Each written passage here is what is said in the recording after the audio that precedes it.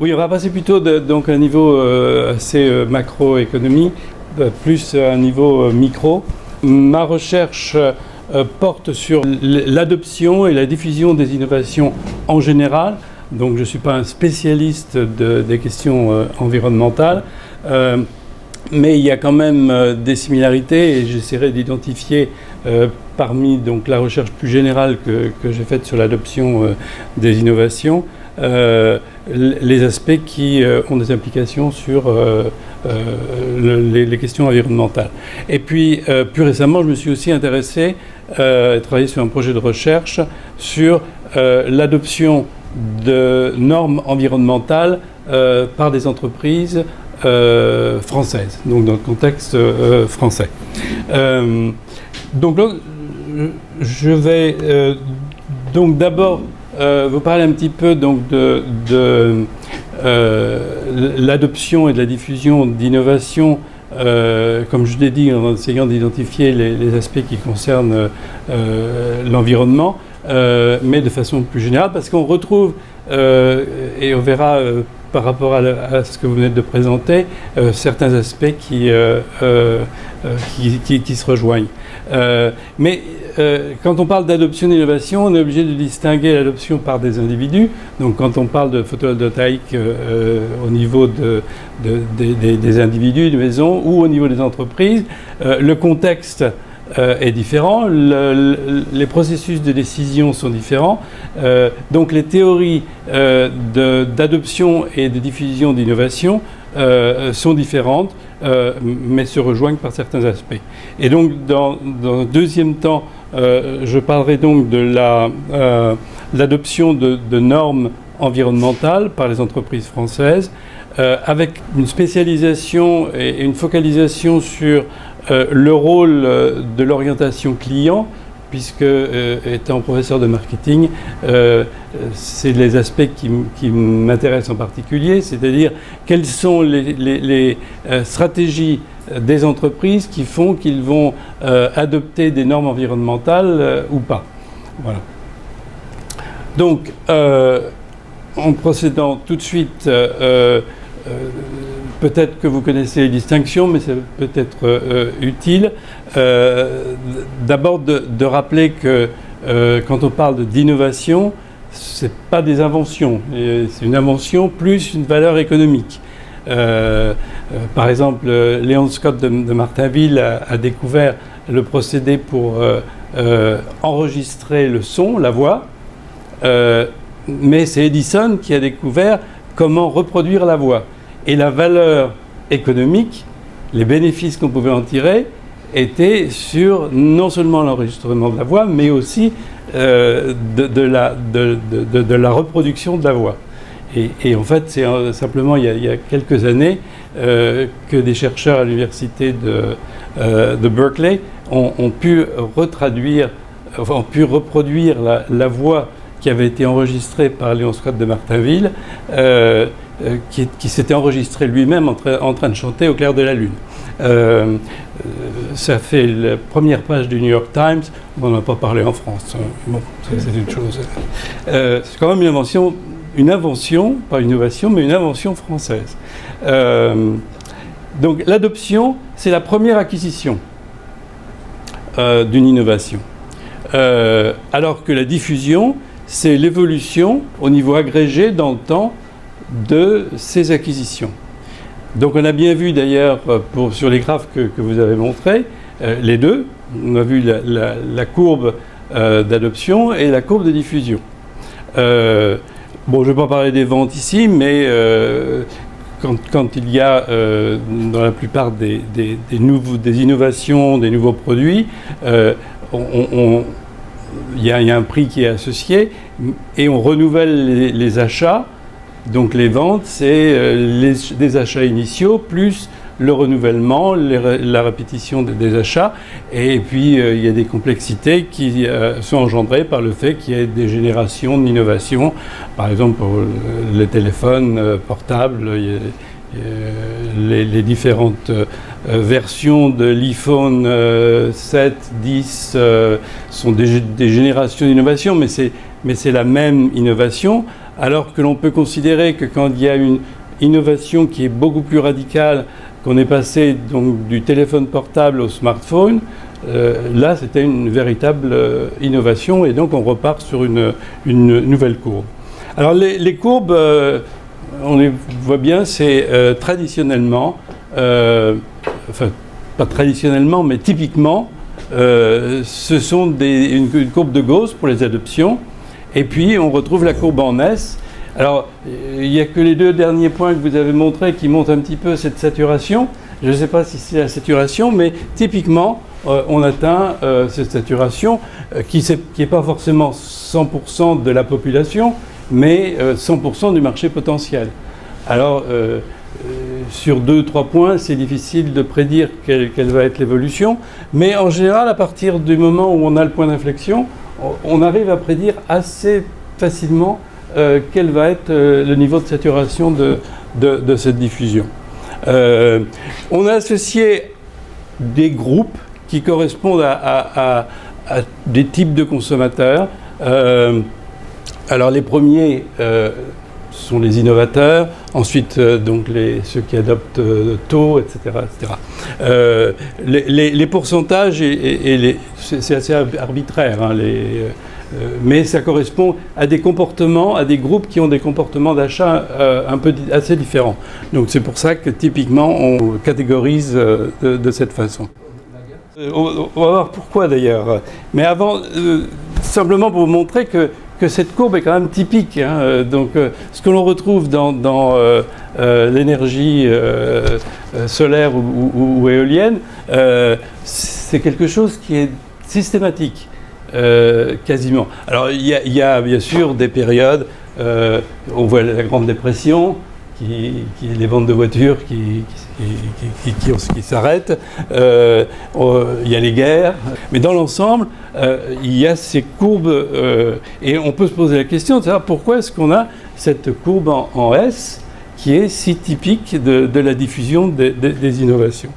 Alors la raison, c'est qu'en fait, il y a deux grands groupes d'acheteurs ou d'individus qui adoptent des innovations. Il y en a qui attendent d'avoir de l'information à partir d'utilisateurs existants. Ils ne veulent pas prendre des risques eux-mêmes, ils n'ont pas les moyens d'avoir des sources d'informations suffisantes dans leur système social dans lequel ils se trouvent, et donc ils attendent. Mais pour que effectivement le processus commence, il faut quand même qu'il y ait quelqu'un qui adopte au départ.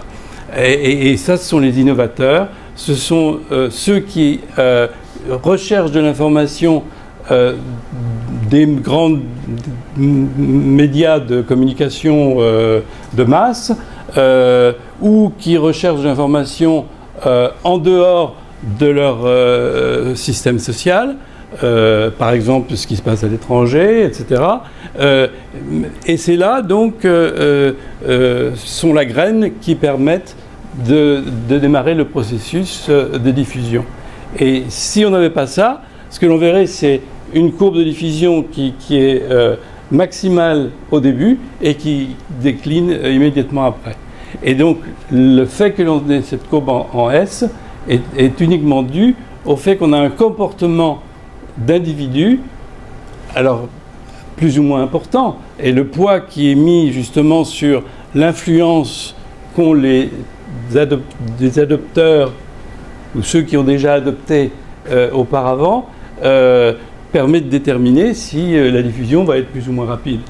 Mais le processus est nécessairement dû à cette dualité qui existe, ce qui fait que ceux qui adoptent selon leur propre information sont plus importants au début, et bien sûr dans la partie de ceux qui adoptent dans le temps, cette partie-là décline, et la partie de ceux qui sont influencés par ceux qui ont adopté, je ne sais pas si on dit adopteurs en français, ceux qui ont adopté auparavant est de plus en plus importante jusqu'à évidemment la saturation. Alors, qu'est-ce qui permet de prédire l'adoption? Il y a un certain nombre de critères. Les 5 premiers, d'ailleurs, qui viennent de sociologie, qui ont été développés par Rogers dans les années 60-70. Le premier étant bien entendu le plus important, qui est l'avantage relatif que l'innovation a par rapport aux autres moyens de satisfaire les mêmes besoins. Mais pas uniquement forcément des produits concurrentiels du même type.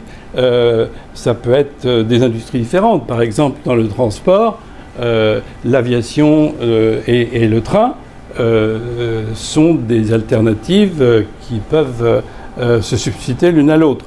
Quand le TGV a été introduit, ça a créé une alternative qui n'existait pas parce que la rapidité était compétitive avec les avions, et donc les avantages de cette innovation étaient suffisants pour créer un nouveau marché. Je vais aller très rapidement sur les autres. Donc la compatibilité, c'est la compatibilité avec les autres produits existants dans le même système. On voit très bien par exemple sur les logiciels, s'il y a des logiciels qui sont complémentaires, qui travaillent bien ensemble, ils seront beaucoup plus faciles, ils seront adoptés beaucoup plus rapidement. Alors un aspect qui est important justement et je reviendrai dessus, pour les innovations environnementales, c'est le fait de pouvoir faire un essai. Et souvent, justement, avec les innovations, se demandent des investissements assez importants, et il n'y a pas la possibilité de faire un essai.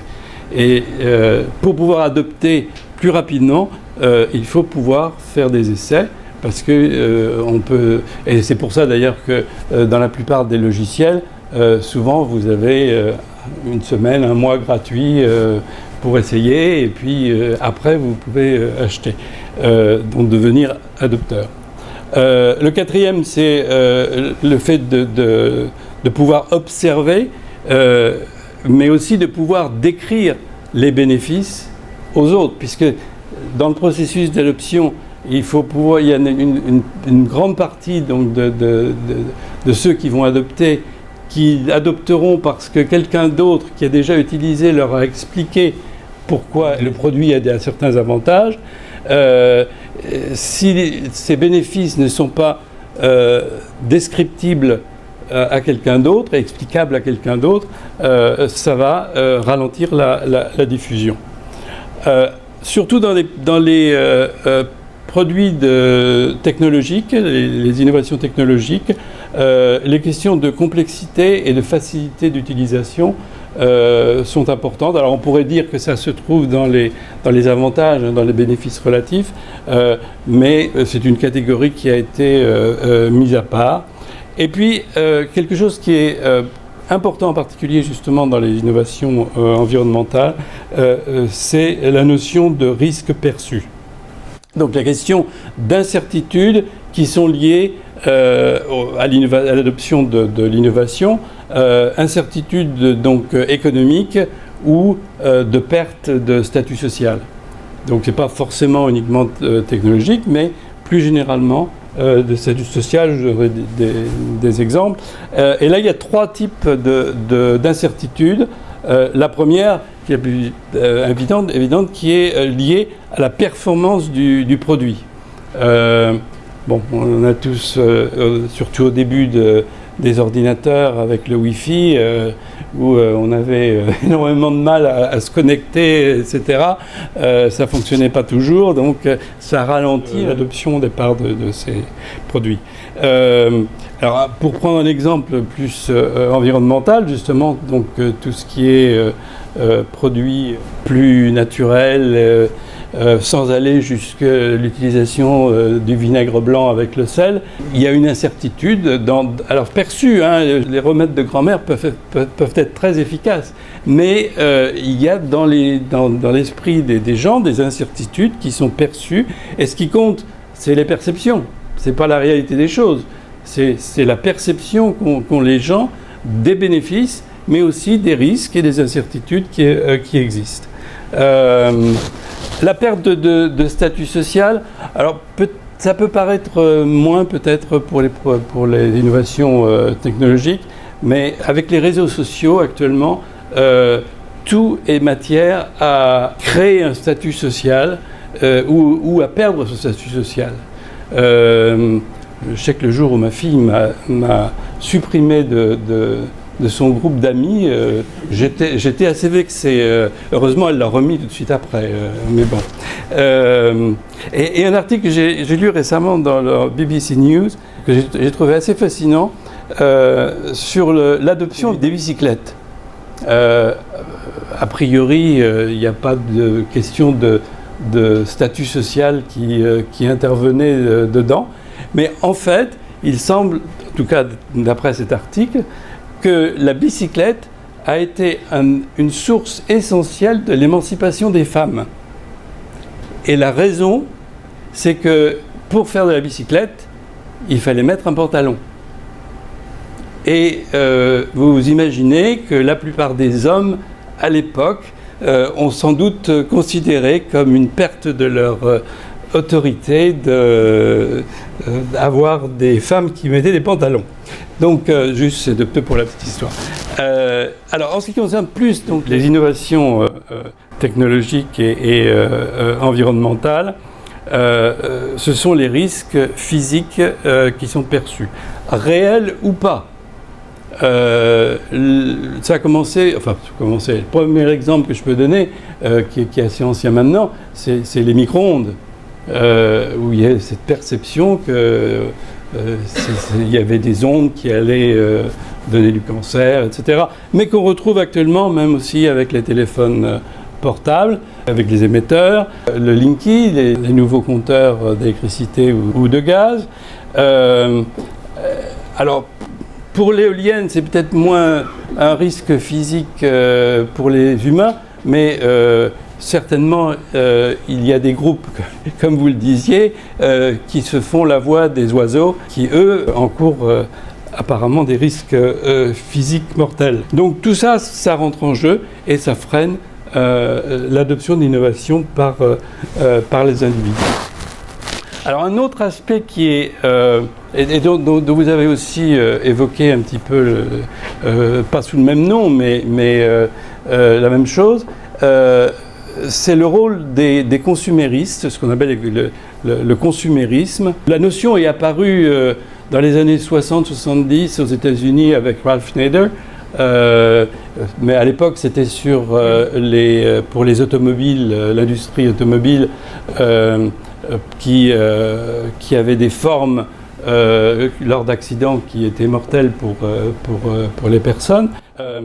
Et c'est donc un mouvement qui essaie de donner beaucoup plus de pouvoir aux consommateurs, aux acheteurs vis-à-vis des fournisseurs. Et on retrouve la même chose ici dans ce contexte des innovations environnementales.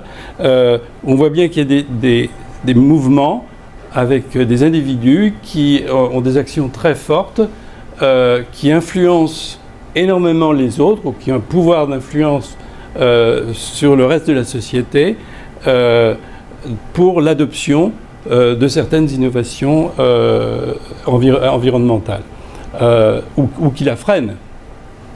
L'un ou l'autre, on a les deux groupes. Hein, donc, et donc ces mouvements citoyens ou donc consuméristes, parce que là on parle du niveau d'individus, sont donc importants. Donc lorsqu'on parle d'innovation environnementale par rapport aux innovations en général, on trouve qu'il est difficile de faire des essais. Souvent, c'est difficile à faible échelle. On ne va pas faire installer juste un petit panneau solaire sur un petit bout de sa maison pour l'essayer, pour voir si ça marche. Il faut le faire en entier ou pas. C'est cher. Et on ne sait pas trop si ça va marcher ou pas. Est-ce que ça va bien satisfaire la demande que l'on a. Donc ça ralentit. Donc ce qui devient important, c'est la légitimation la légitimisation par les autres qui, eux, ont déjà installé ou adopté ces innovations. Et ça, je pense que c'est particulièrement vrai pour les innovations environnementales. Le bouche à oreille devient très important. Et il y a une étude d'ailleurs qui a été faite justement sur l'adoption de l'énergie solaire aux États-Unis, qui a été publiée en 89. Donc l'étude a été faite en 86, 87. Donc ça date un peu, mais qui montre exactement ces mêmes résultats. C'était au tout début de cette technologie mise sur le marché aux États-Unis, surtout sur la côte ouest et sud-ouest, et qui montre que ce qui est important, c'est l'information des sociétés et des gouvernements, mais quand elle est crédible, et souvent ni les sociétés productrices ni les gouvernements sont très crédibles nécessairement auprès des individus. Et ce qui devient de plus en plus important, en particulier donc avec les réseaux sociaux, c'est le rôle des consommateurs, les rôles ce qu'on appelle les consuméristes, ou on appelle aussi les influenceurs maintenant. Maintenant, on a des jeunes de 15 ans qui gagnent 10 000 euros par mois parce qu'ils deviennent influenceurs sur les réseaux sociaux. C'est un phénomène qu'il faut prendre en compte parce qu'ils ont je ne sais combien de milliers, sinon de millions de visiteurs sur leur site où ils racontent n'importe quoi. Qui n'est pas validé par c'est leur propre opinion, mais qui ont une influence néanmoins que l'on doit prendre en compte. Tout ça signifie que pour les innovations environnementales, il faut prévoir quand même une adoption une diffusion qui va être sans doute beaucoup plus longue que pour les autres. Et les prendre en compte et non seulement avoir des incentives financiers, administratifs ou autres, mais aussi prendre en compte les influenceurs. J'ai parlé des influenceurs qui ralentissaient, mais il y a aussi les influenceurs qui sont positifs vis-à-vis de ces évaluations. Les mouvements sociaux que l'on voit vis-à-vis de l'adoption d'innovations environnementales, tous les vendredis, dans l'Europe et le monde, c'est aussi un mouvement positif pour ce genre qui a beaucoup d'influence. Donc voilà, en résumé assez brièvement, donc l'adoption, ce que je peux dire sur l'adoption des innovations par les individus et les similarités qu'il peut y avoir ou ce que l'on peut apprendre à partir des innovations en général sur les innovations environnementales. Alors, l'adoption par les organisations est un peu différente parce qu'évidemment, on retrouve les mêmes caractéristiques qui sont importantes, les caractéristiques des innovations. Bien sûr, il doit y avoir des bénéfices, il doit y avoir des coûts-bénéfices qui sont significatifs. Mais le système est beaucoup plus complexe puisqu'on a une organisation, on n'a pas des décideurs, un seul individu qui décide seul. Même si dans la famille, il n'y a pas qu'une seule personne non plus qui décide. Mais là, c'est un système social au sein d'une entreprise et qu'il faut donc prendre en considération. Alors, la recherche a surtout été faite au niveau de la théorie des organisations, qui n'est pas mon domaine de spécialisation, mais pour lequel j'ai été amené donc à connaître les travaux qui ont été faits. Et ça, c'est une liste très partielle des caractéristiques des organisations qui influencent le processus d'adoption. Je vais simplement citer deux comme exemple parce que je pense qu'elles sont importantes et peuvent être applicables aussi au niveau de l'adoption des innovations environnementales. La première, c'est le rôle de la professionnalisation de l'organisation.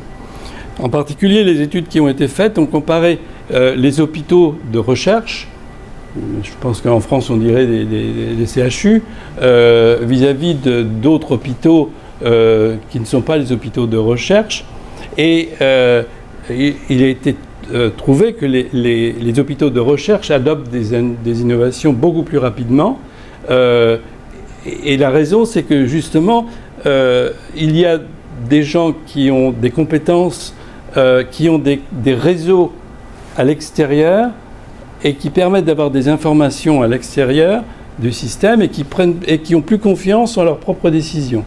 Et donc, ils décident sans être influencés par avoir à attendre que d'autres personnes ou d'autres organismes aient adopté.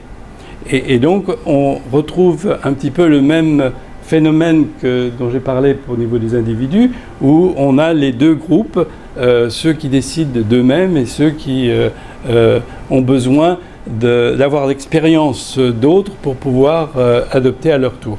On trouve la même chose au niveau des organisations. L'autre caractéristique que je prends en exemple, c'est le niveau de centralisation de l'organisation.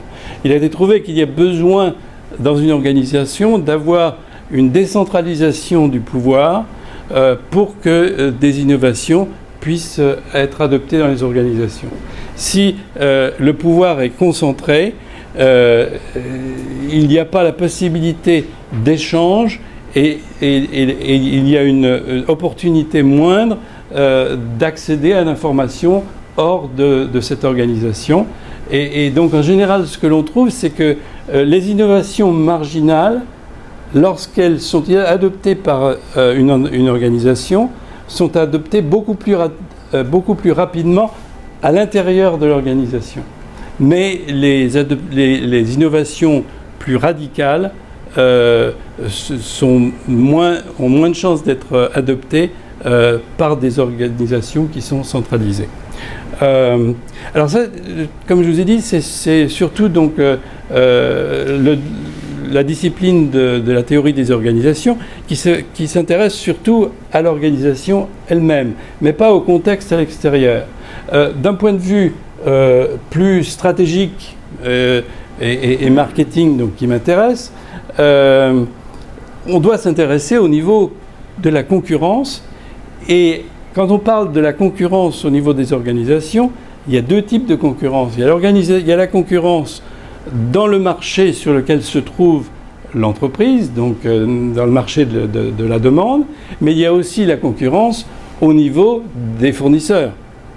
Et on retrouve la même chose dans des fournisseurs d'énergie ou des fournisseurs d'innovation environnementale ou non. Juste pour vous donner une idée, une étude que j'ai pu faire montre quelques résultats rapidement. C'est le rôle qui est important entre de la relation de confiance qui peut exister donc entre les fournisseurs et ceux qui vont potentiellement adopter. Et ça ne suffit pas, il faut aussi des incentives financiers parce que les organisations agissent selon des critères rationnels d'économie et donc l'aspect économique revêt un caractère qui est beaucoup plus important que pour les individus même s'ils sont bien sûr le prix a évidemment une fonction importante sur la diffusion. Le prix, la communication, toutes ces variables-là ont aussi un effet au niveau des individus. Et les autres résultats qui je trouve étaient assez intéressants sur cette étude. Alors cette étude a été faite auprès donc, de managers de forces de vente d'entreprises américaines pour l'adoption d'ordinateurs portables au début de l'introduction des ordinateurs portables pour les forces de vente de ces entreprises. Donc c'était une innovation adopté par une organisation pour faciliter les tâches que les forces de vente devaient faire. Et là, on s'est rendu compte que les individus avaient besoin d'accéder à des informations à l'extérieur des entreprises, mais ceux qui adoptaient le plus n'étaient pas ceux qui recherchaient uniquement des informations positives sur les innovations. Ils recherchaient des informations beaucoup plus complètes qui impliquaient d'avoir des informations positives et négatives. Donc il y a vraiment une analyse très rationnelle qui est faite et très complète, et ceux qui adoptent, ce sont ceux qui poussent l'analyse jusqu'à rechercher des informations qui sont à la fois positives et négatives. Ce qui était assez intéressant aussi, c'est que si on regarde actuellement, même au niveau individuel, les communications qui sont faites sur Internet, sur les réseaux sociaux, et on trouve que, vous savez, on évalue, il y a des évaluations des produits, et chacun peut dire ce qu'il pense de n'importe quel produit, etc. Et on trouve que les experts donnent beaucoup plus d'informations à la fois négatives et positives que les non-experts sur ces réseaux sociaux. Donc on retrouve ici un petit peu la même chose. Ceux qui innovent, donc qui vont peut-être être plus experts dans le domaine, recherchent ces deux types d'informations. Une autre caractéristique qui est importante pour les innovations, pour les entreprises, qui n'est pas le cas pour les individus, ce sont les innovations de procédés, ce qu'on appelle process innovation, par rapport aux innovations produits, donc qui sont des nouveaux produits. Alors en particulier, ce qui nous a intéressé dans cette étude que l'on a faite sur le sujet, c'était la réaction à l'incertitude qui pouvait exister entre les deux types d'innovation. Est-ce que les gestionnaires réagissaient de la même façon à l'incertitude de l'efficacité des innovations, selon qu'il s'agissait d'innovations de processus, de procédés ou de produits. Donc on a fait une simulation où on a envoyé des scénarios sélectionnés au hasard, et les résultats, certains sont assez évidents. Évidemment, plus la valeur qui est perçue est grande, le plus à même ils sont d'adopter l'innovation. On trouve aussi que pour la même valeur perçue, la probabilité d'adopter une innovation de procédé est supérieure à la probabilité d'adopter une innovation de produit.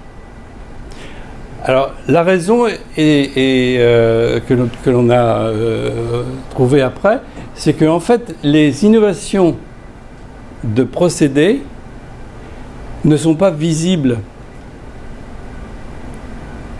Et donc, les risques sont moindres.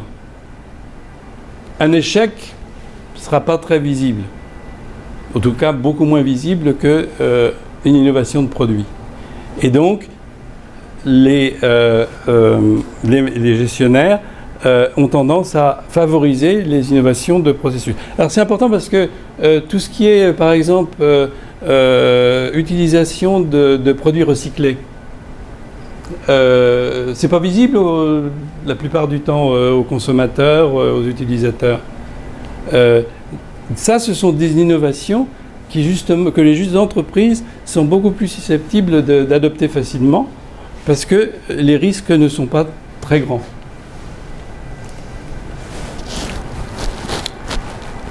Alors, c'est encore même pire parce que pour une même valeur attendue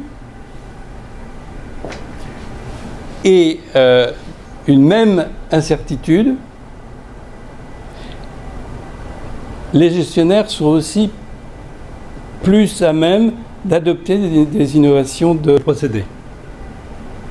Alors qu'ils sont neutres au risque pour les innovations de produits, ils prennent des risques, sont risk takers, pour les innovations de procédés. Donc ça, ce sont des implications positives, je pense, pour tout ce qui est recyclage, d'adoption d'innovations qui impliquent des processus qui impliquent des produits recyclés. Je vais terminer donc par cette dernière étude qui a été récemment publiée. Enfin, récemment, ça prend toujours un peu de temps. Ça doit être de 2006, quelque chose comme ça. 2016, pardon, 2016.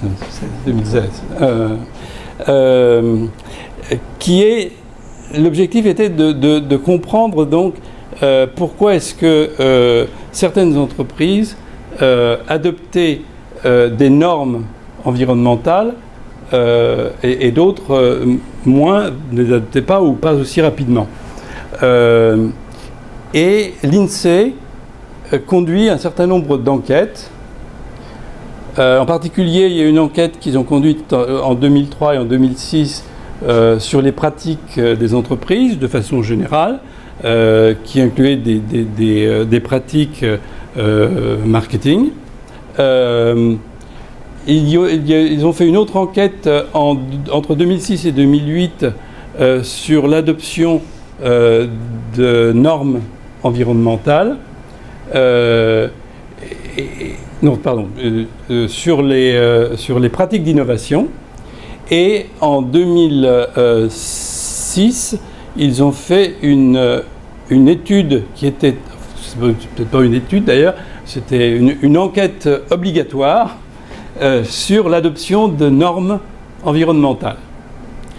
Or, toutes leurs études ont un même identifiant pour les entreprises, donc c'est anonyme, on ne sait pas quelle entreprise c'est, mais on peut mettre toutes ces trois études ensemble et voir les relations qu'il y a entre les pratiques des entreprises au point de vue managérial, stratégique, et l'adoption de normes environnementales. Donc c'est ce que l'on a fait. On a eu donc plus de 4000, donc le niveau de significativité. Et donc, avec un échantillon aussi large, mais bon, il y a quand même certaines variables qui ne sont pas significatives, donc ça, c'est important. Donc, les pratiques environnementales donc, concernent... D'abord, cette étude a été motivée par le fait que de plus en plus les entreprises sont intéressées à œuvrer vers ce qui est bon pour l'environnement.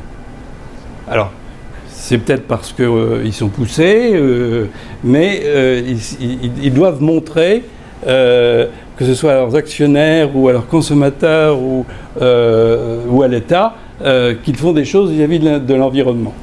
L'autre motivation, c'est que du point de vue des consommateurs, il y a aussi une tendance pour avantager ou pour adopter des innovations environnementales ou tout ce qui est bio, etc. Ils sont même prêts à payer plus.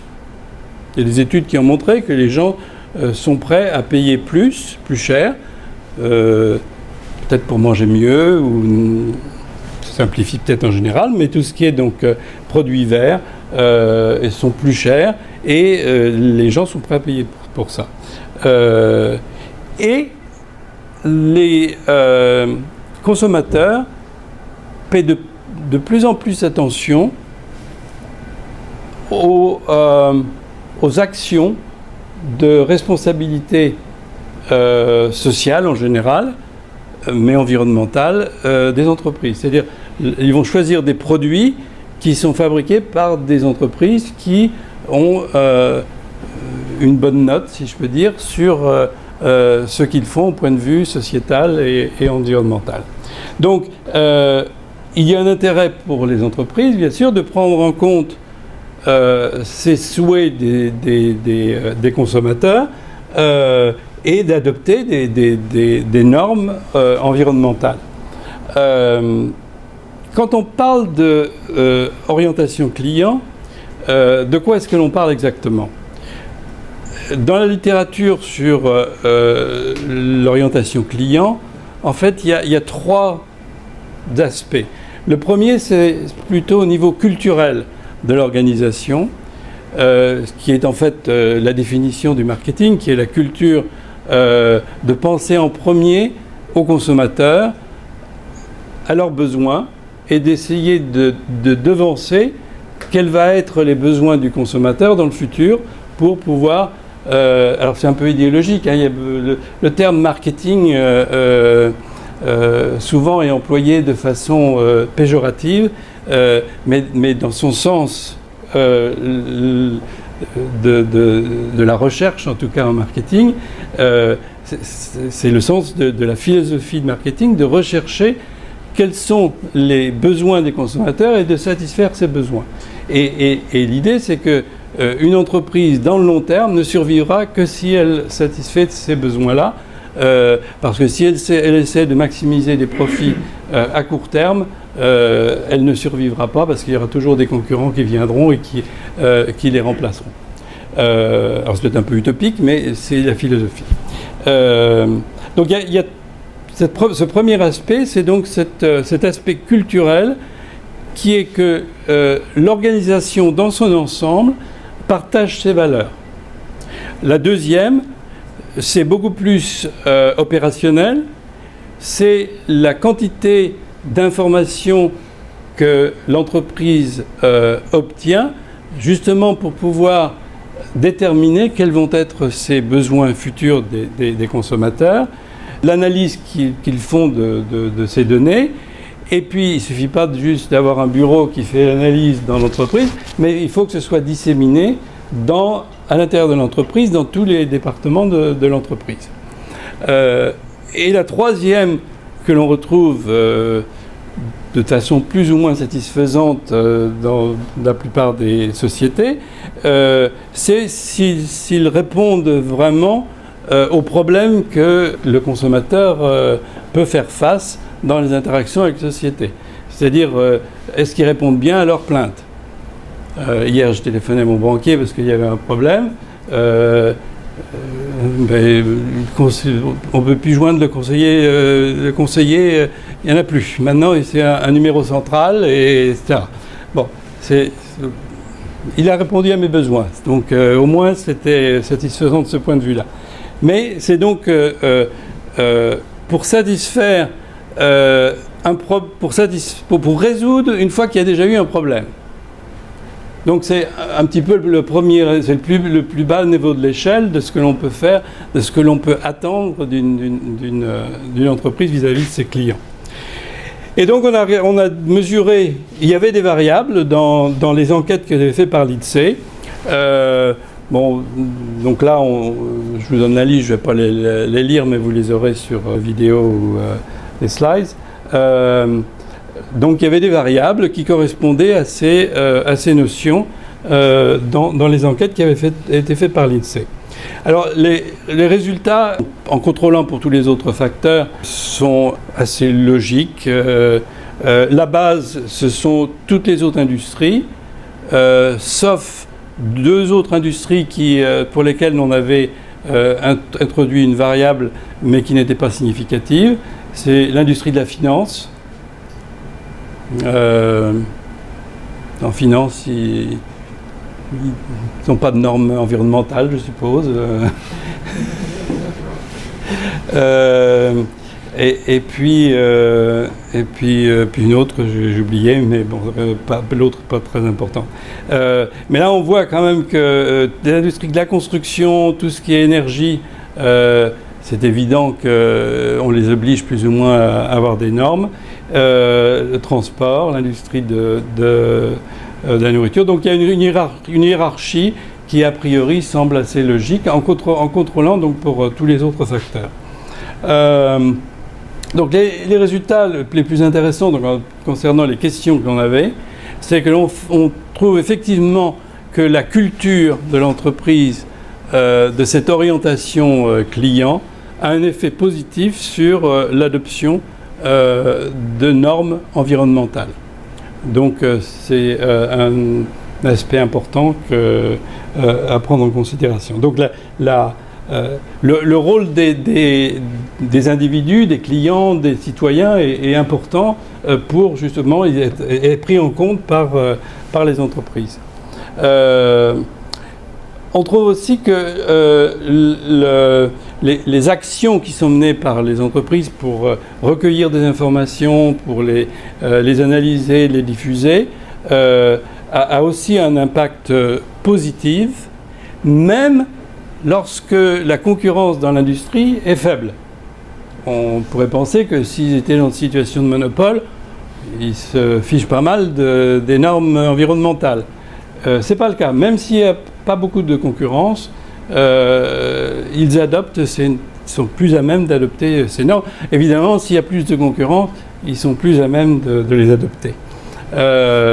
Par contre, le fait de répondre aux réclamations a absolument aucun effet sur l'adoption des normes communes. Parce qu'on avait fait l'hypothèse, bien sûr, puisque c'est quand même la moindre des choses qui n'est pas particulièrement reliée aux questions environnementales. Et l'autre effet qui est important, c'est la concurrence en elle-même pousse les entreprises à adopter des normes environnementales. Donc plus il y a de concurrence, plus elles adoptent ces normes, sans être obligées. C'est la loi de la concurrence, en fait. Voilà, donc en conclusion, on peut dire que, en général, l'adoption d'innovation suit ce que l'on retrouve pour les autres innovations avec quelques particularités, mais les lois fondamentales de comportement des individus, des entreprises suivent les mêmes théories. Mais que le processus tendra sûrement à être plus lent à cause des caractéristiques de ces innovations, à cause du rôle des consuméristes, ou ce que j'ai appelé les consuméristes, et du fait que ce sont des décisions qui impliquent un processus d'information qui est beaucoup plus important. Ce ne sont pas des objets de mode que l'on adopte à bas prix. Voilà. Merci beaucoup. Merci beaucoup.